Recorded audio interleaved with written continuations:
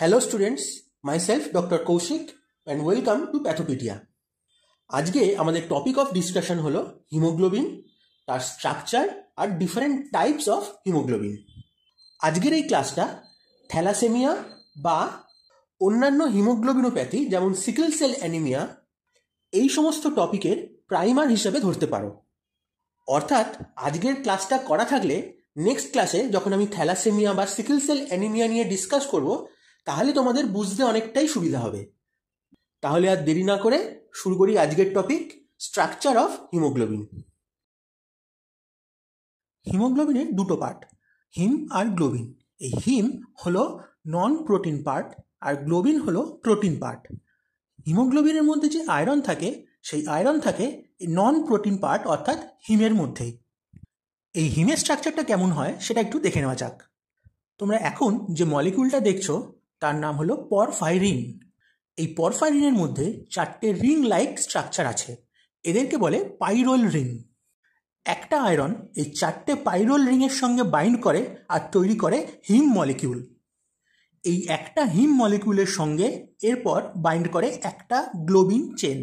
এই পুরো জিনিসটা হলো one sub unit of haemoglobin, অর্থাৎ একটা হিম মলিকিউল, একটা গ্লোবিন চেন, এই দুটো জিনিস নিয়ে তৈরি হলো one sub unit of haemoglobin. এরকম 4টে সাব ইউনিট একসাথে জুড়ে তৈরি করে হিমোগ্লোবিনের কমপ্লিট মলিকিউল। আর সেই কারণেই হিমোগ্লোবিনকে টেট্রামেরিক প্রোটিনও বলা হয়ে থাকে। তাহলে কি দাঁড়ালো? একটা হিমোগ্লোবিন মলিকিউলে 4টে আয়রন থাকে, তাই একটা হিমোগ্লোবিন মলিকিউল 4টে অক্সিজেন মলিকিউল ক্যারি করতে পারে।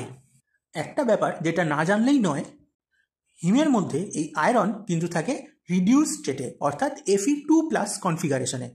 যদি কখনো এই আয়রন অক্সিডাইজড হয়ে Fe3+ কনফিগারেশনে হয়ে যায় তাহলে কিন্তু হিমোগ্লোবিন আর অক্সিজেন ট্রান্সপোর্ট করতে পারে না।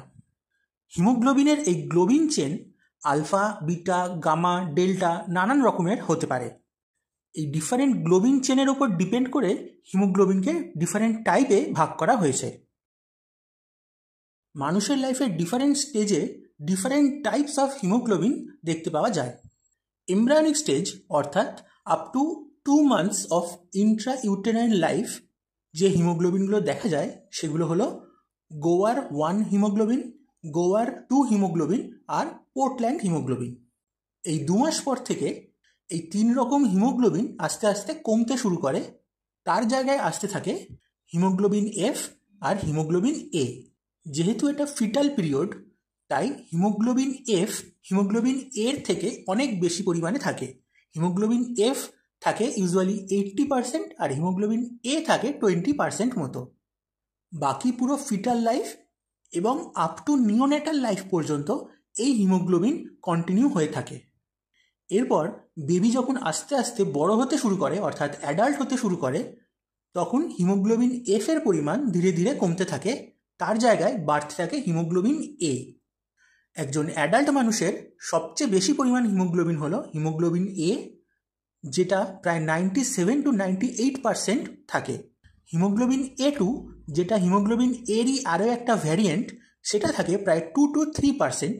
আর হিমোগ্লোবিন এফ একদম কমে গিয়ে 0.5% মতো দেখতে পাওয়া যায়। এই লিস্টটায় দেখো কোন হিমোগ্লোবিনে কোন গ্লোবিন চেন থাকে সেইটা লিস্ট করে দিয়েছি। হিমোগ্লোবিন এতে থাকে 2টো আলফা আর 2টো বিটা চেন।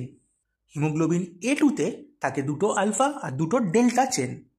হিমোগ্লোবিন এফ তৈরি হয় 2টো আলফা আর 2টো গামা চেন দিয়ে। যদি এমব্রায়োনিক হিমোগ্লোবিনের কথা বলি তাহলে গোয়ার 1 হিমোগ্লোবিনে থাকে 2টো জিটা আর 2টো এপসাইলন গ্লোবিন চেন।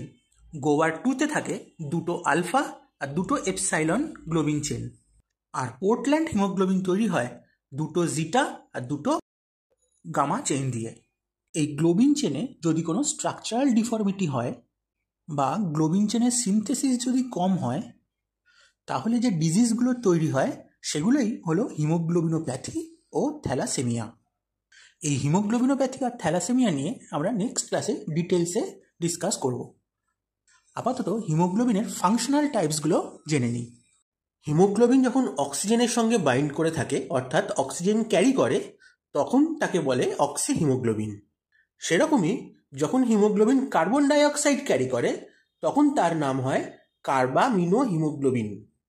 এই দুই রকম হিমোগ্লোবিন হলো most common functional type of haemoglobin in our body. এনভায়রনমেন্টে যদি কার্বন মনোক্সাইড খুব বেশি থাকে তখন সেই কার্বন মনোক্সাইড নিঃশ্বাসের সাথে আমাদের বডিতে গিয়ে হিমোগ্লোবিনের সাথে বাইন্ড করে, একে বলে কার্বক্সি হিমোগ্লোবিন।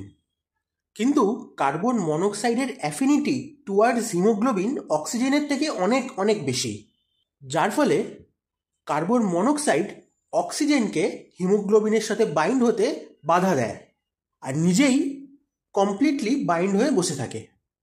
এর ফলে কি হয়, হিমোগ্লোবিনের অক্সিজেন স্যাচুরেশন ধীরে ধীরে ধীরে ধীরে কমতে থাকে।